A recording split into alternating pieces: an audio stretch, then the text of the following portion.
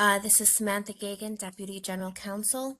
On February 22nd, 2026, Governor Hochul issued Executive Order Number 58 declaring a state disaster emergency due to the winter storm that has produced heavy snowfall and high winds, which pose a threat to public health and safety.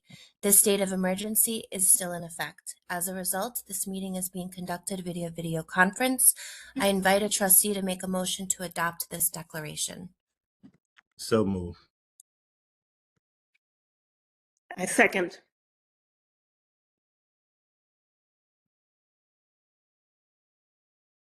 I think we need a vote. All in favor? Aye. Aye. Any abstentions? Any opposed? Motion carries. I'm going to go ahead and start the meeting now. Good afternoon. Welcome to February Executive Committee of the Board of Education Retirement System. Today is Tuesday, February 24th, 2026, and the time is 12:35 p.m. Please be reminded that the committee meeting is being recorded and will be posted to the BERS YouTube channel. I will now begin the meeting by calling roll. Frank Sorabella. Present. Donald Nesbitt. Present. Gregory Faulkner. He is here. Maybe he's. I thought I saw him too. Yeah, present. I'm here. Anthony Can you hear me? Giordano. Mhm. Is Anthony here? He called me Okay. earlier. He is coming, but maybe not here yet. Okay, and Karina Paulin, present. We have quorum. I would also like to note for the record that Amy Slattery, as well as John, both designated representatives of New York City Comptroller Levine, is in attendance. I saw John. I didn't see Amy. Yeah, I'm on in case she doesn't hop on, but Okay, afternoon. perfect. Now, agenda one is to consider the minutes from the January 27th, 2026 Executive Committee meetings, which are included in your packets sent prior to the meeting. May I get a motion to approve these minutes? So move. Donald Nesbitt. Thank you, Donald. May I have a second? Second. Tony. Second, Tony. For the record, Tony has joined the meeting. All those in favor, please say aye. Aye. Aye. Aye. Any opposed? Any abstentions? The motion carries.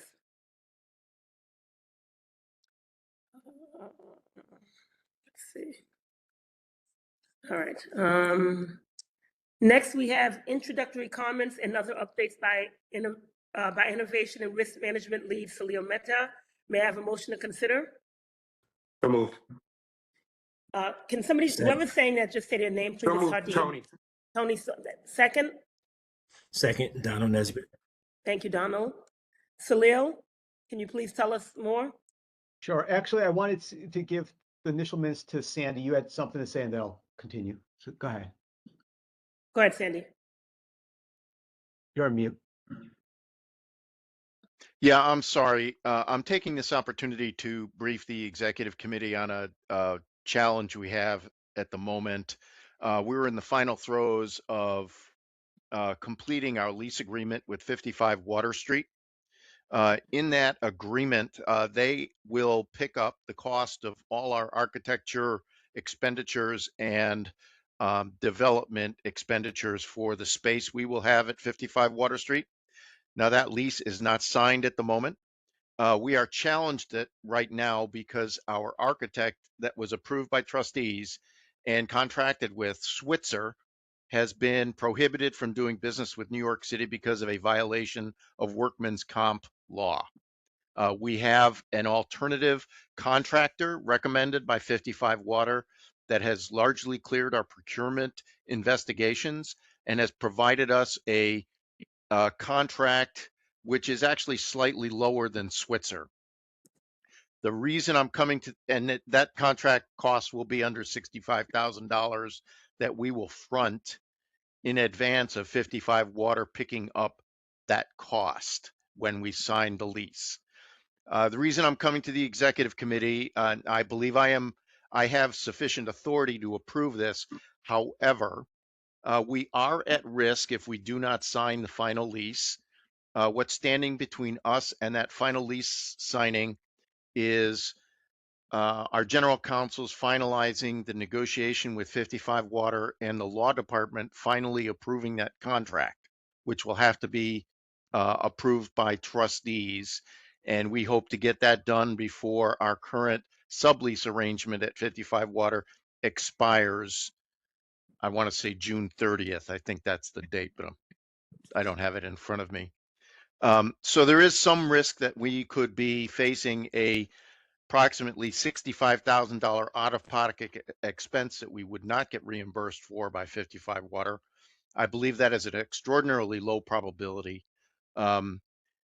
Actually, if it happens, it'll be the least of our worries because we will no longer have office space at 55 Water and we will be homeless.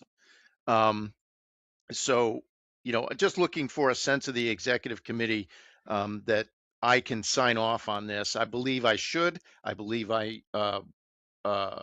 can. But I'd just like the sense of the executive committee on this because there is a slight risk that if we don't get the lease signed and agreed to, and what stands between us and that is basically the law department's review. And if there are any questions, I'd be happy to respond. Yeah, I have a question. What's the timing for the lease to be signed and why do we need to start the work? What's the timing and the need for the work to start? Yep. Well, this is schematic work. So it's pre-design work that's done by the architect to position 55 Water to begin construction activity in two locations. First location will be the first floor where our counseling offices will be. They can actually start that before we finalize the lease. Any other work would not start until we've signed the final lease. And wouldn't start until actually the residents of the other side of our floor exit the building, which wouldn't be till the end of June. They have a sublease agreement that goes to the end of June. So this is a matter of getting that schematic work done so we can present it to 55 Water and they can begin contemplating the work that will have the construction work that they will have to contract for. Is this schematic necessary for us to, is this schematic necessary as part of the lease being confirmed and contracted? Yes, they've asked to have this schematic done before. Sam, you might have to correct me on this, but I believe they wanted to see it by June 15th. Yes, they need to be able to understand the scope of the project and be able to start the work as soon as the lease is in place. So these are like the pre-blueprints that they need in order to put all their ducks in a row and get started, as soon as possible, because there are prepositions within the contract that if there's any kind of delay on their side versus our side, there are different rent abatements that would go into effect. So they're very much involved in timelines, and this would be something that would impede their ability to begin their part of the bargain. So in order for them to be front and center, they need this background work to be done basically simultaneously as the lease is being finalized. Thank you, Sam. So okay, so I guess I'm trying to understand, what is the timeline for the lease contract to be final? Are they waiting for the schematic before the contract can be final? That's what I'm trying to understand. It's an No, exhibit to the contract. It's a what? It's an exhibit to the contract, so it is part and parcel of the whole lease. My question is this work delaying the contract from being signed? The fact that the blueprints are not created yet is delaying the contract to be finalized because other terms are contingent upon what that work entails. All right, so we cannot sign a lease contract without this work, is what I'm hearing. Correct. Yes. Can I ask you a question? This is Tony. Yeah, so Go ahead. this is Tony. Can you hear me? Okay. Yep. Yeah, so because you guys did a very thorough presentation on this last year, and I remember we were all gung ho and excited about it. Does this include not just the takeover? Does this include the drop-in center for beneficiaries as well? Yes, it does. And they're going to reimburse all the they just want to know before they sign the deal. They just want to know what we are intending as our schematic, since they're picking up those costs, what we want is Yes. what we intend. Yes, under the signed lease agreement, they will actually reimburse us any out-of-pocket costs that we've paid to these architects. And the risk is we don't have a lease. And to be honest, if we're out $65,000 and we don't have a lease, we're actually sitting on the street corner looking for a place to work. So So it's a chicken and I an view egg it as a situation. it would be the least of our worries if we actually had that problem. And Corinne, you might remember, we were really excited about that presentation, and I think we were gung ho to try to vote for the whole thing right then and there that day. So I don't think that precludes us from going forward. I think we should authorize this. I was And Donald, go by the ahead. way, this will yeah. be a risk on me. I mean, I'm looking for the executive committee to give me a sense of comfort with the idea that I'm signing off on this, because and this will be on me. And you know, if we don't have a lease and we don't have a schematic and we don't have a place to work, you know, it's Yeah, on me. no, I was just going to add, in my experience with 55 Water, even when DC 37 was in the building, their rates, they're negotiating with folks to get things done. I think they're more than fair compared to other places downtown.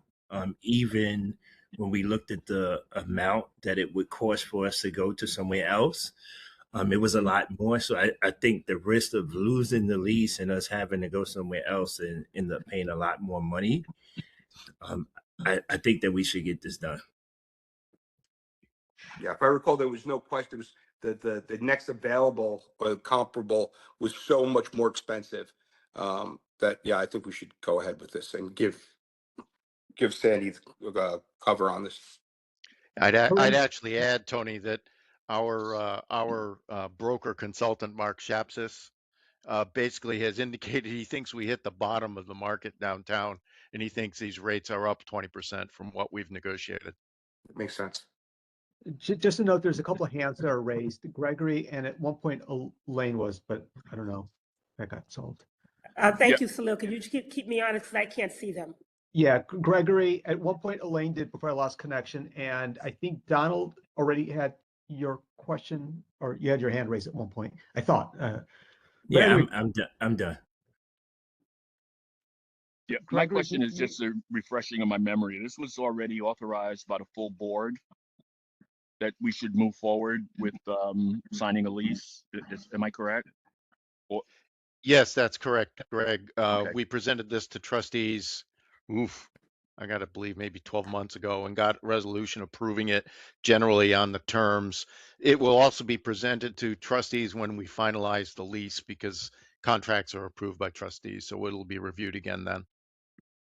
so I think what the trustees did when we had the full board was to authorize you to do what was necessary to move ahead with the lease, right? Yes. Am I interpreting that? So Yes. just in terms of cover, I think your cover is under that. I think the board authorized you to do what's necessary to execute the lease. The full board did that. Yeah, I agree. Call this belt and suspenders, Greg, because Okay, got it. we actually don't have a signed, we had a signed contract with Switzer. We do not have a signed contract with the new architect. We will have to get that. Their proposal is less expensive than Switzer, but we're still running some of the procurement traps, and there will be a contract. I just think we may need to move forward incurring these expenses before we actually have all those things locked down. Got it. I'm just saying that whatever you need to, I think the board has kind of said to you, whatever you need to do to make this happen, we're kind of giving you that authorization. That's what I'm interpreting. Thank you, Greg. Yeah, I appreciate that. Yeah, are the lawyers in agreement with me in that case?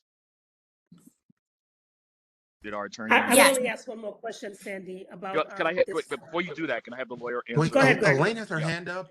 I think Elaine has something to add here, and we need to hear Okay. from her. Go ahead. I'm sorry, I can't see the hands. I apologize. Go It's ahead. okay, Corinne. Good afternoon, everybody. Can everybody hear me? Yep. Yes. Yes. Elaine. Thank you. Thank you. Sorry, I was having some technical issues. So I just wanted to add to what Sandy mentioned and what, resonate what everyone has indicated, that we did get approval from the board to move forward, but from a procurement perspective, because of the value, and even though we do intend to recoup these funds from the lease signing, we do have to do a negotiated acquisition, and that's why it's being presented to you today.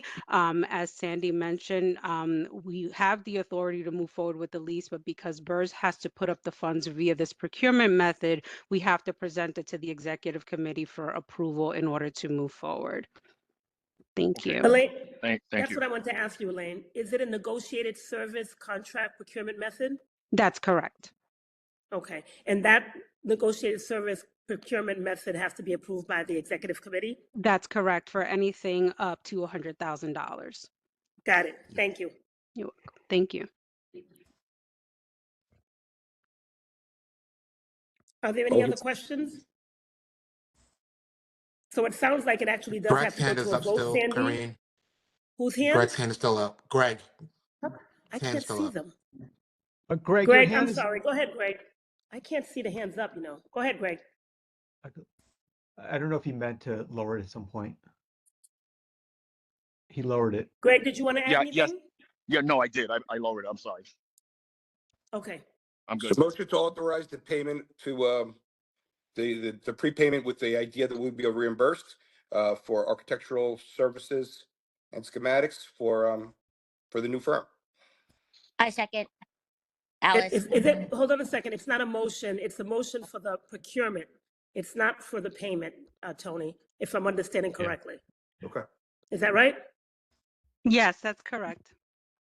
Okay. So the motion is not about the payment. It's about for them to be able to do a negotiated service contract method with this firm to approve up to, is it 65,000? Yes. That's the motion we need to put forth. So moved. Second. It's not my Second. motion. Okay. Second, Donald Nesbitt. Thank you, Donald. Any questions? All in favor? Aye. Aye. Aye. Aye. Any abstentions? Any opposed? Motion carries. Thank you. Sorry to interrupt the investment committee meeting. Thank you. So I'll immediately just go right into my comments then, since we're still in that section. So today we're going to do one real estate investment, and we're going to do two investment plans. The first is private markets, which I've already previewed at the last executive committee meeting. So there shouldn't be any surprises. They've done a good job giving not just what we've previewed, which is a 5% growth assumption, but they also show sensitivity around that at 3% and 7%. Additionally, the ETI, which will be the first time we look at one, plan will be seen. I do not see anyone from that group on the call right now, so I've contacted them. And John, since you can hear me, if you can also reach out to them. But nonetheless, I usually give a preview, and I'm going to do it right now. And it's a good plan. They'll also show a 3%, 5%, and 7%. Historically, in recent years, anything like a 3 to 4% works out well in terms of reconciling our cash flows for our plan. So when you look at those numbers, that's something to keep in mind for that. TRS is the other system fund that has approved the annual plan for ETI so far. And that means that the denominator of the combined, let's say BERS were to approve the plan, would be a lot smaller than if all 5 plans were in the denominator. So it wouldn't be 3%, our allocation would be slightly higher. That's something to keep in mind for the near term. Also, the liquidation to fund the investments would come from the Russell.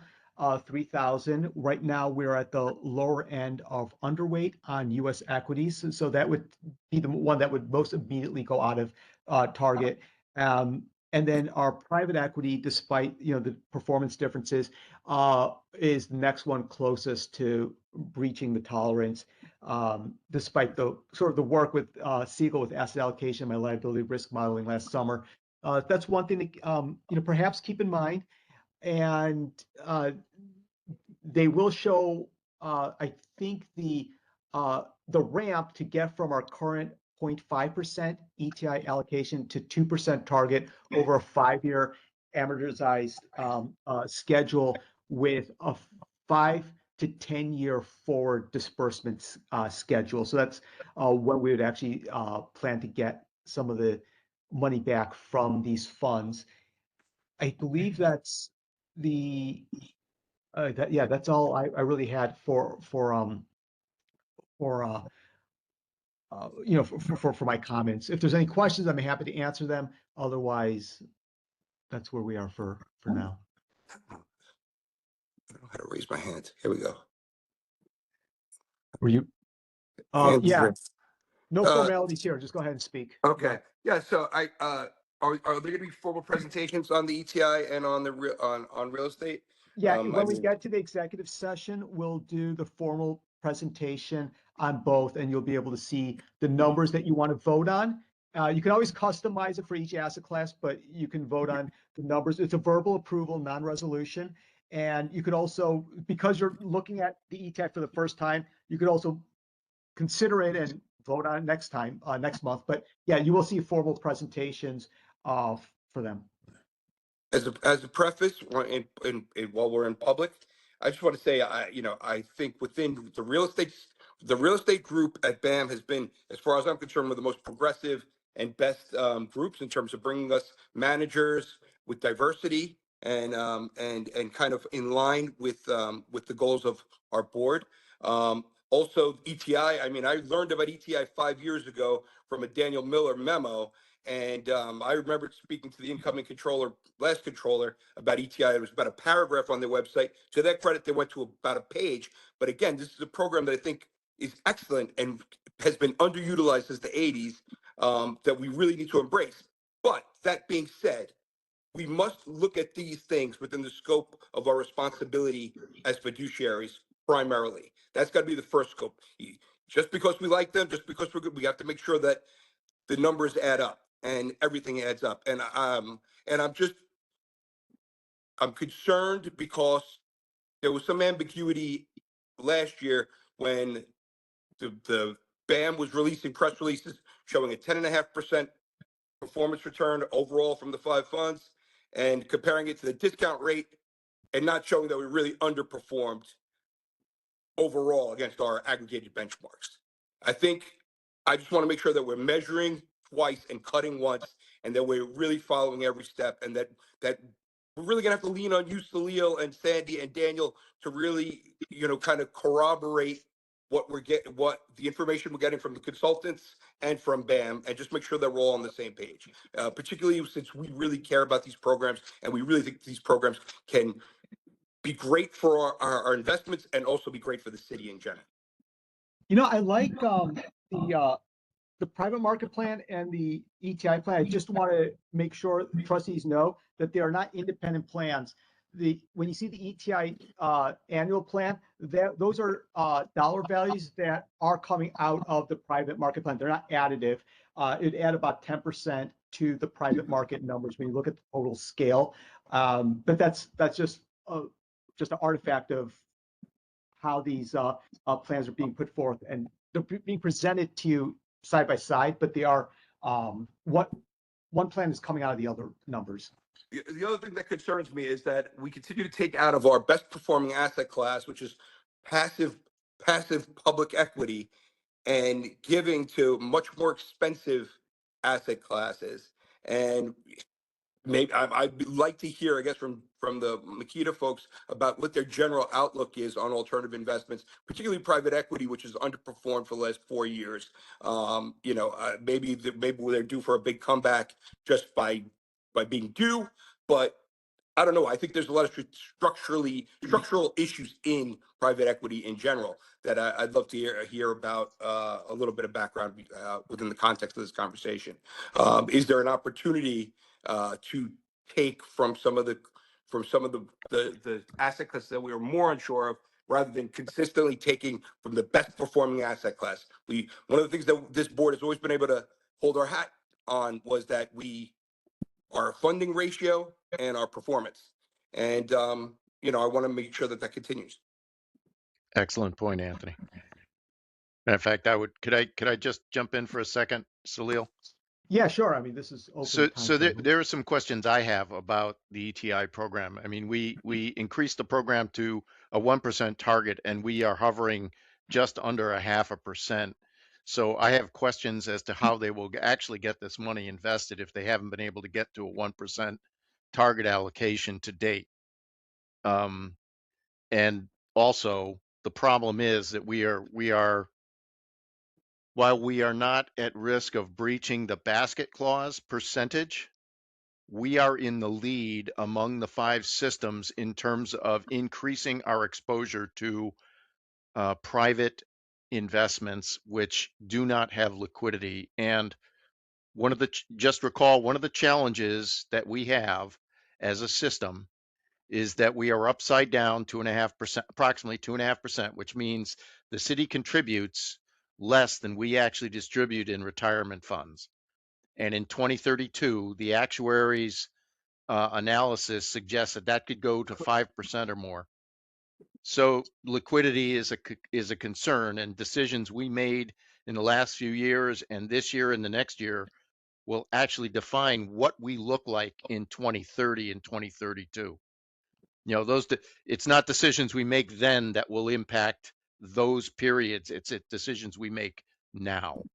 So liquidity, I would ask, want to confirm that we're not changing a profile of our ETI investments if we do it, and that trustees be aware that this may crowd out private equity, private credit, other real estate, and other infrastructure investments. So these pipelines have to be squared against the political desire to increase the ETI exposure, and we may have to revamp our pipeline plans. And I'm not for or against that, but something we have to be aware of. I'm sorry. I think just got word. These decisions, aren't made in a vacuum, right? This should be part of a overall structured plan or reevaluation of the asset allocation model. I mean, we had gotten Axia to the point where they were putting where we stood in terms of our percentage, in terms of our asset allocation model, right on the front of their reports. I don't know if I didn't review Makita's if they're doing that yet, but that was really helpful. And again, I would like to know what Makita's overall outlook is, for the next few years, particularly with consistent issues that we've seen in private equity. So I just got word from John, who's online, as well as Valerie.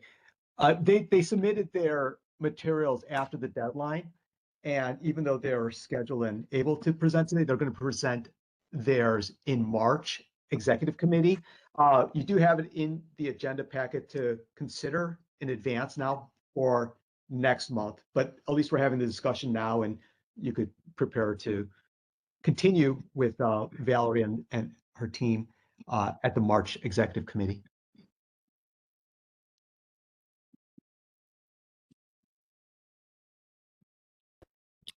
If Madam Chair, Yes. if we already have the materials in the packet and Valerie is here, can we move forward to at least have the conversation today? Begin the conversation on ETI today? I'm good with that. The problem is, John, she's not. Is she here? Yeah, let me reach back out to her. I'm happy to facilitate whomever it is. So if you go to the next item, maybe I'll just see if I can get her in the meantime. Well, Yeah, if she, I was thinking if she was on. If she's not on and can't come on, then that's a different story. But I'll walk over if to her she's here office and already, see if you can see it. Yeah, just give me a second. Okay. I'll walk. Thank you. We're about to go into executive session.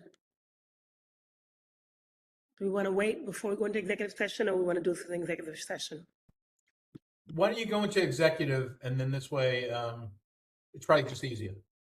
All right, Great. I'm gonna pause the recording, Corinne.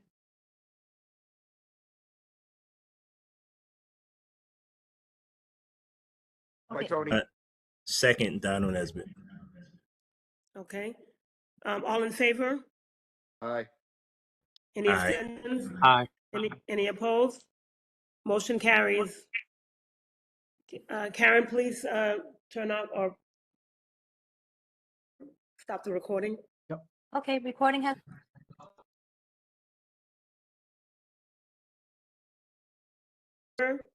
Aye. Aye. Aye. Any opposed? Any abstention? Motion carries. Salil, can you please report out from the executive session? Sure. In the executive session, there was an approval for one real estate investment fund, as well as an approval of the 2026 plan for private markets. Okay, We tabled one alternative annual plan for the next meeting. great. This was the last item. Thank you, Salil. This was the last item on the agenda for today's executive committee meeting. The next scheduled executive committee meeting for the Board of Education Retirement System is Tuesday, March 31st at 12:30 p.m. May I have a motion to adjourn the meeting? Corinne, just want to, Sandy, Sandy do you has have his a hand hand up. up? No, I'm No. sorry, Sandy. Okay, I'll lower it. Never mind. You can keep going. Okay. Daniel, you were saying something? Oh, I saw Sandy with his hand up, so I was calling that out Okay. too. So sorry to interrupt. No worries. Thank you. May I have a motion to adjourn the meeting? So moved, Donald Nesbitt. Thank you, Donald. May I have a second? Second, Frank Serbo. Thank you, Frank. All those in favor say aye. Aye. Aye. Any Aye. opposed and any abstentions? Thank you, everyone. The motion carries. Thank you, and we are now adjourned. Have a good day, everyone. Bye-bye. Thanks, folks. Thank Good you. one. Bye. Take care, everyone. Bye. Bye, everybody.